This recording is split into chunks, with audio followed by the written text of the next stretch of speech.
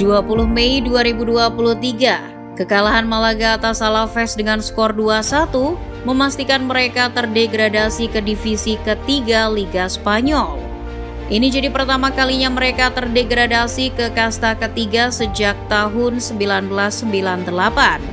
Tapi bukan itu yang membuat kisah Malaga menarik untuk dibahas, melainkan hanya 10 tahun sebelumnya Malaga pernah jadi tim kuda hitam di Champions League.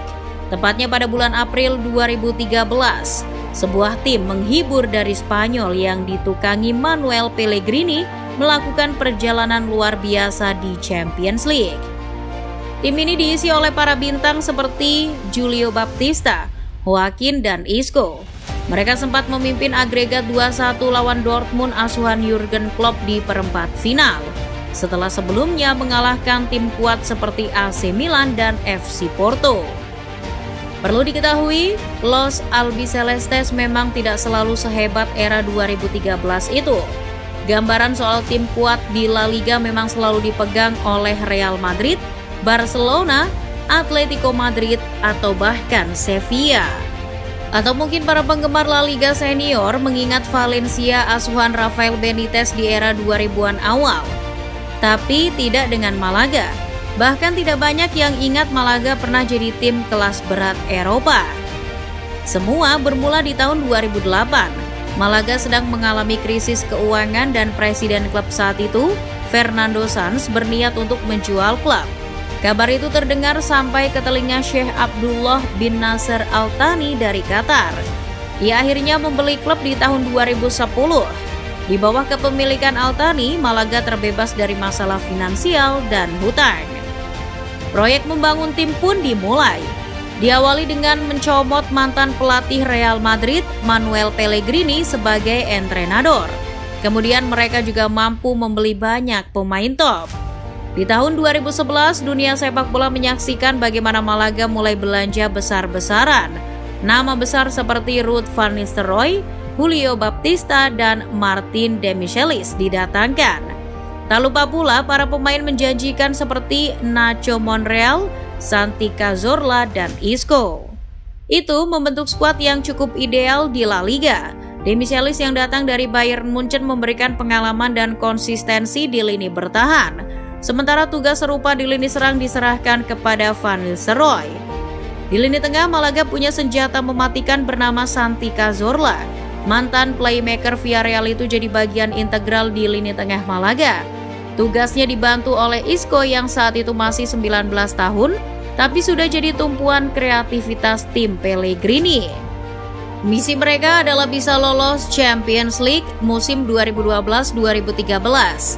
Dengan skuad seperti itu, Malaga langsung mewujudkannya. Mereka finish di peringkat keempat La Liga musim 2011-2012.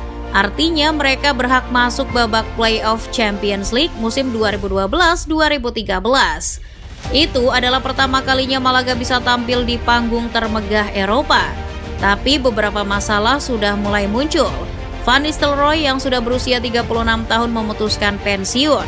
Kemudian UEFA mulai mengendus potensi pelanggaran FFP. Malaga pun harus menjual bintang mereka, Santi Cazorla, ke Arsenal seharga 19 juta euro. Sebagai gantinya, Malaga mendatangkan Javier Saviola dan Rocky Santa Cruz. Meskipun datang dengan skuad pincang, mereka masih bisa mengalahkan Panathinaikos di babak kualifikasi. Malaga pun berhak menempati grup C yang diisi oleh AC Milan, Zenit, dan Anderlecht. Masuk di grup yang berisi para penguasa di liganya masing-masing, perjalanan Malaga tidak diprediksi mudah. Asumsinya tentu AC Milan yang jadi runner-up Serie A musim sebelumnya akan melenggang dengan mudah. Sementara itu Zenit Saint Petersburg dan Anderlecht yang punya sejarah lebih panjang di Eropa juga tidak bisa diremehkan. Tapi Malaga bisa mengalahkan Zenit dan Anderlecht dengan cukup mudah. Di laga pembuka lawan Zenit, Los Albicelestes menang 3-0 lewat 2 gol dari Isco dan 1 gol dari Saviola. Kemudian bertandang ke Anderlecht, Malaga kembali menang 3-0 berkat 2 gol dari Eliseu dan 1 gol dari Joaquin. Tantangan sebenarnya adalah di pertandingan ketiga melawan AC Milan. Tak disangka Milan yang sebelumnya perkasa sebagai runner-up Serie A musim sebelumnya datang di laga ini dengan porak-poranda. Mereka baru saja ditinggal Zlatan Ibrahimovic ke PSG, Thiago Silva, Nesta, Seedorf, Gattuso, dan Inzaghi juga pergi. Keadaan itu bisa dimanfaatkan oleh Malaga. Meskipun Joaquin sempat gagal mengeksekusi penalti, tapi ia bisa menebusnya lewat gol di menit 64. Itu jadi satu-satunya gol di laga tersebut, sekaligus membuat Los Albicelestes mencatatkan rekor sempurna. 3 pertandingan, 3 kemenangan dan tanpa kebobolan. Malaga melanjutkan 3 pertandingan sisa fase grup tanpa kemenangan. Ketiganya mereka selesaikan dengan hasil imbang. Dengan itu Malaga lolos sebagai pemuncak klasemen. Mereka mencatatkan hasil tak terkalahkan dan 12 gol. Hanya PSG, Real Madrid, dan Bayern Munchen yang mencatatkan gol lebih banyak di fase grup. Lolos fase grup dengan catatan luar biasa itu membuat Malaga jadi berbangga hati. Mereka belum pernah menerima kekalahan di kampanye Champions League pertama mereka. Di babak 16 besar mereka bertemu dengan juara 2004 FC Porto. Kekalahan pertama mereka di Eropa pun tiba di Estadio do Dragão. Gol tunggal dari João Moutinho di menit 56 jadi satu-satunya gol di leg pertama. Hasil itu membuat Malaga kembali terjun ke permukaan. Mereka bukanlah tim tak terkalahkan seperti yang mereka kira.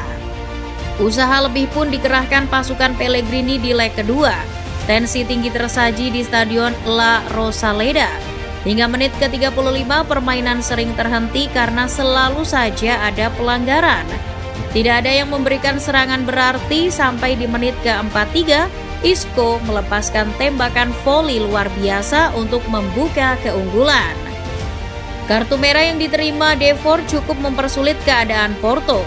Malaga pun mendapat kendali permainan. Sampai akhirnya di menit ke-77, Rocky Santa Cruz yang datang menggantikan Baptista mencetak gol kedua. Dengan gol itu, tim Andalusia menuntaskan comeback mereka, sekaligus memastikan tiket ke babak perempat final. Di babak perempat final inilah mereka menghadapi Borussia Dortmund. Ini bukan tim Dortmund biasa. Tim ini diisi para pemain seperti Mario Götze, Ilkay Gundogan, Marco Reus, dan tentu saja Robert Lewandowski. Juga ditukangi oleh pelatih yang paling diamati di Eropa saat itu, Jurgen Klopp. Dortmund datang dengan status juara Bundesliga back-to-back di tahun 2011 dan 2012. Di leg pertama, Malaga masih bisa menahan imbang Dortmund dengan skor kacamata. Willy Caballero jadi protagonis utama Malaga saat itu. Ia menampilkan sejumlah penyelamatan penting, tapi tidak mencetak gol di laga kandang, membuat misi mereka di leg kedua jadi sedikit tambah sulit. Sebab leg kedua digelar di Signal Iduna Park yang diisi para ultras Dortmund yang mengintimidasi. Dortmund yang sedang dalam masa puncaknya juga hanya punya satu misi, yaitu jadi juara Eropa. Pesan itu semakin jelas saat kedua tim memasuki lapangan. The Yellow Wall memaparkan koreografi paling ikonik di Champions League. Meskipun begitu, Malaga bisa unggul lebih dulu lewat gol dan Joaquin di menit ke-25. Namun, Dortmund masih bisa mengimbangi permainan. Hanya 15 menit berselang, Lewandowski mencetak gol penyeimbang di menit ke-40. Babak pertama pun berakhir dengan skor 1-1. Kedudukan 1-1 ini masih menguntungkan Malaga mengingat peraturan gol tandang masih berlaku. Ini membuat Malaga bermain sedikit lebih tenang di babak kedua. Mereka bahkan bisa mencetak gol kedua di menit 82 lewat Eliseu. Jika dilihat dari tayangan ulang, Eliseu jelas offside. Tapi waktu itu belum ada VAR, jadi gol Malaga pun sah. Official menunjukkan 4 menit perpanjangan waktu. Semua orang mengira Dortmund akan kalah. Tapi di menit ke-91, Marco Reus mencetak gol penyeimbang. Dan hanya 2 menit setelahnya, kemelut terjadi di depan gawang Malaga, menghasilkan bola memantul ke kaki Felipe Santana dan menghasilkan gol untuk Dortmund. Dortmund pun bisa melaju sampai final. Di semifinal mereka bahkan bertemu tim Spanyol lain, Real Madrid. Tapi dengan mudah Dortmund menang dengan agregat 4-3. Malaga sendiri pulang dengan keadaan yang buruk. ada masalah besar menunggu mereka di rumah. Investigasi lebih lanjut dari UEFA menemukan penyimpangan di buku keuangan Malaga. Mereka pun dipaksa untuk menjual Nacho Monreal ke Arsenal untuk menambah pemasukan sah. Tapi itu belum cukup.